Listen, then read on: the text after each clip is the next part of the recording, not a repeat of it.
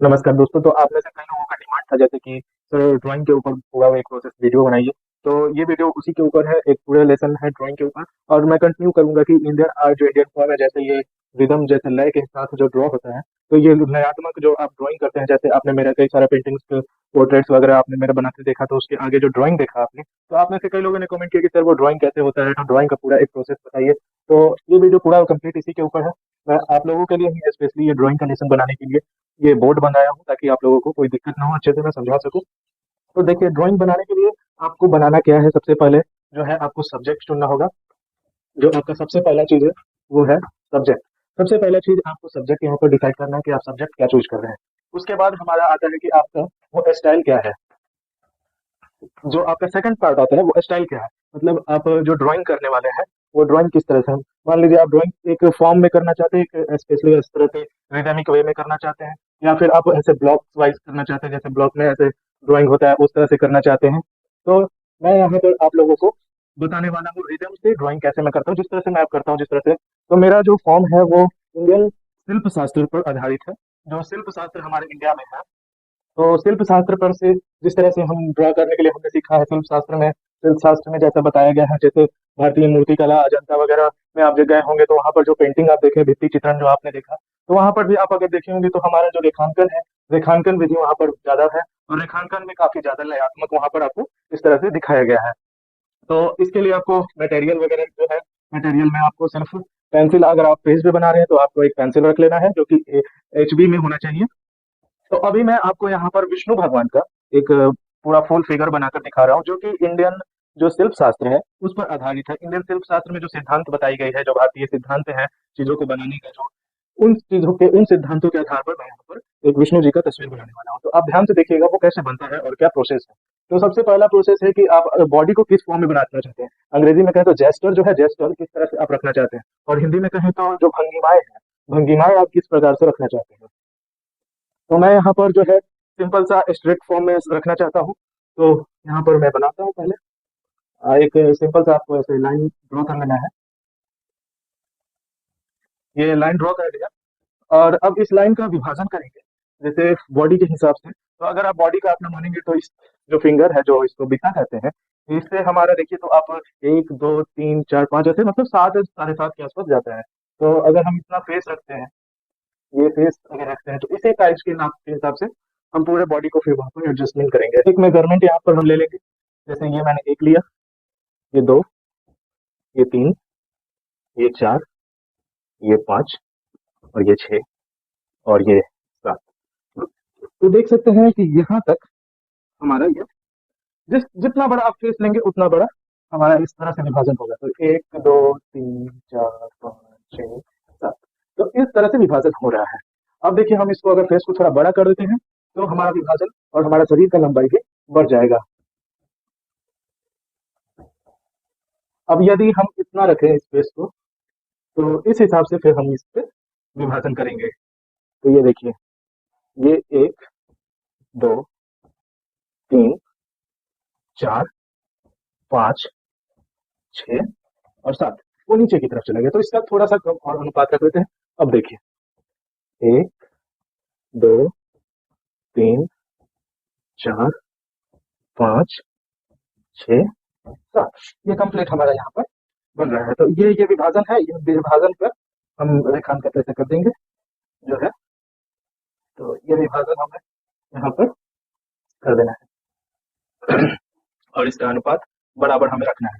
तो अभी आप देख सकते हैं हमने 7 पार्ट में डिवाइड कर दिया। तो चलिए इसे ड्रॉ करते हैं।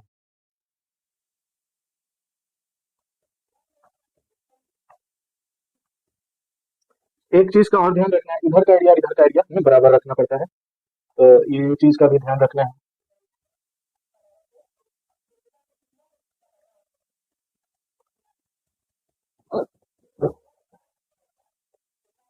ये देखिए इस तरह से।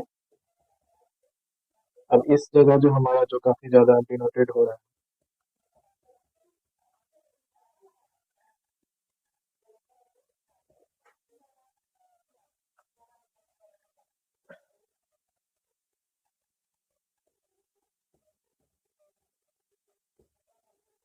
अब इसमें देखिए हमने ये जो रखा है, ये पार्ट हमने मुकुट के लिए रखा है। ये पार्ट हमने मुकुट के रखा है। अब इस मुकुट का पार्ट को और भी बढ़ा सकते हैं।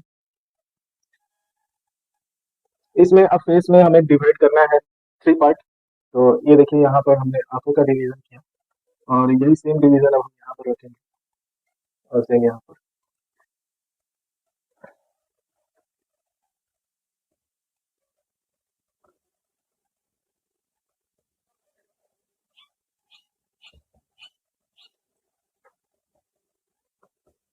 मुकुट का एरिया बढ़ा रहे हैं तो फेस को थोड़ा डाउन मिला रहे हैं, इसलिए हमने अभी ये अनुपात, जो पिछला अनुपात मैंने रखा था, उस अनुपात को यहाँ पर हमने कम कर दिया।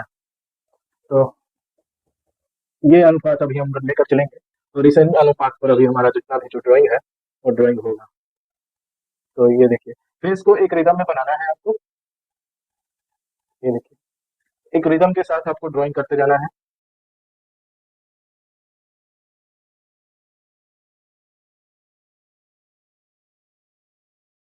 अब ये जो एरिया है यहाँ से आप देखेंगे तो ये हमारा डिवीजन जा रहा है, ये यहाँ पर।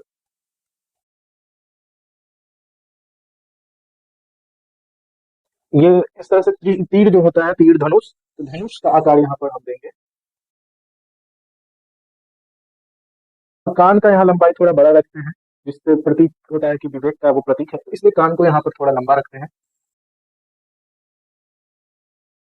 और इसमें जो हमारे जो कनवाली वगैरह है, उन सबका डिजाइन हम यहाँ पर अप्लाई करेंगे। ये डिस्टेंस हमें बराबर रखना होता है दोनों साइड का। और उसके बाद आप इसमें जितने भी जो लेखांकन है, जो अलंकार है, उन सबको आपको धीरे धीरे इसमें उन सबको बनाना है। हमने जो है दूसरा विभाजन यहाँ पर रखा है, और अब इस विभाजन पर हम यहाँ पर ड्राइंग करेंगे गर्दन का। अब ये हमें इसका अनुपात बराबर रखना है। आभा मंडल भी हमें यहाँ बनाना होता है। ये पीछे आभा मंडल हो गया।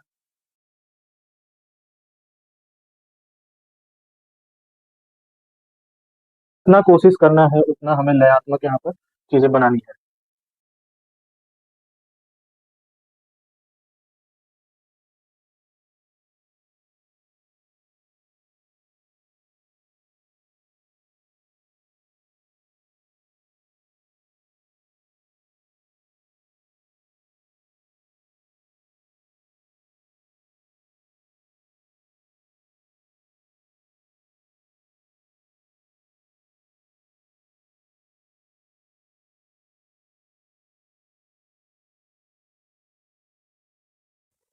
अभी आपको यहाँ तक कोई भी समझने में कोई तकलीफ हुआ हो तो आप सवाल पूछ सकते हैं, कमेंट बॉक्स में डाल सकते हैं। मैं सभी सवालों का जवाब आपको देने की कोशिश करूंगा।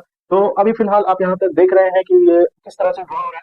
हमने बताया जैसा कि आपको ये सारा अनुपात का खेल है, जितना भी जियोमेट्री का खेल है, जियोमेट्री का खेल है सारा, ये हमारा संयुक्त शास्त्र पर आधारित है। तो आप इसे समझने में थोड़ा सा स्टार्टिंग में तकलीफ होगा, थोड़ा सा ब्लैंक ब्लैंक लगेगा। फिर धीरे धीरे जब आप प्रैक्टिस पे आएंगे तो प्रैक्टिस पे आने के बाद आपको ये समझना बहुत आसान हो जाएगा। और ये कोई ज्यादा मुश्किल है नहीं। अगर आप मैथ जानते हैं तो मैथ के हिसाब से ये बहुत इजी है। और ये भारतीय इंजीनियरिंग का सबसे नायाब और सबसे अनोखा एक उदाहरण है जो आपके सामने है। और इस तरह इसी ड्राइंग के हिसाब से आप बहुत खूबसूरत तस्वीर बना सकते हैं, बहुत खूबसूरत मूर्ति बना सकते हैं, और बहुत खूबसूरत आप जो है वास्तु बना सकते हैं, वास्तुशिल्प जो है, वास्तुशिल्प भी बना सकते हैं, जैसे मंदिर वगैरह जो है, वो सारे इसी अनुपात पर, इसी चीजों पर आधारित है।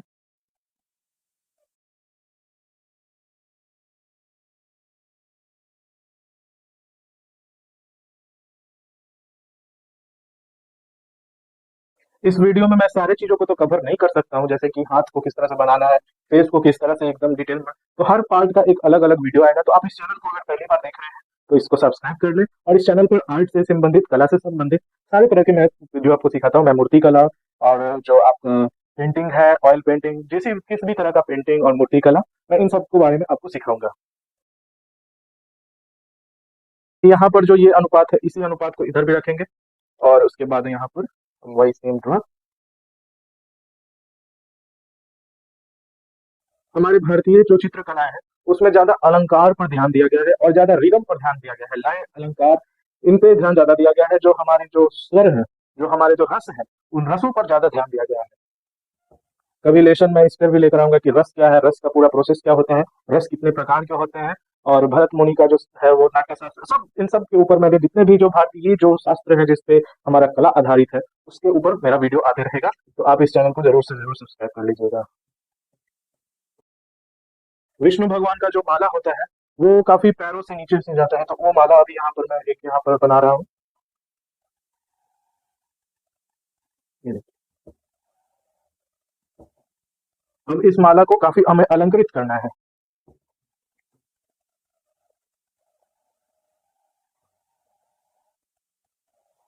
अब इस पे हम अपना अलंकरण देना स्टार्ट करेंगे।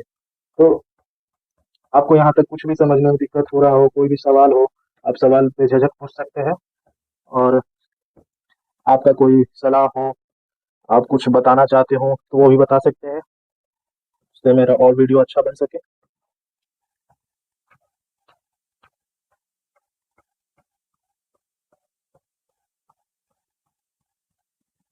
ये देखिए।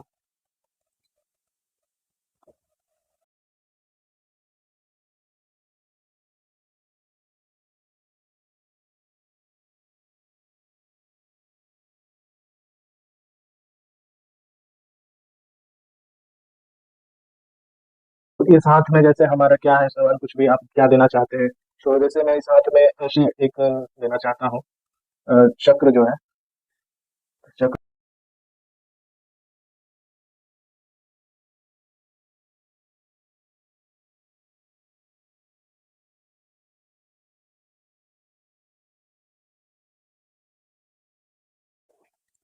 तो इस वीडियो में अभी आपको मैं इतना ही तक समझा सकता हूँ क्योंकि वीडियो काफी लंबा हो चुका है। और आप लोगों ने कई बार कहा है कि वीडियो काफी छोटा सर बनाइए जिससे समझ में आए। तो अभी इस वीडियो में आपको यहाँ तक जो भी समझ में आया हो, आप सवाल पूछ सकते हैं। तो पूरा का पूरा जो यहाँ पर खेल है शिल्प शास्त्र का, वो यहाँ पर लय का है, रिदम का है, और कितना आप फ्रेश काम कर सकते हैं, कितना आप फ्रेश इमेजिन कर सकते हैं, वो सारी चीजों का यहाँ पर खेल है।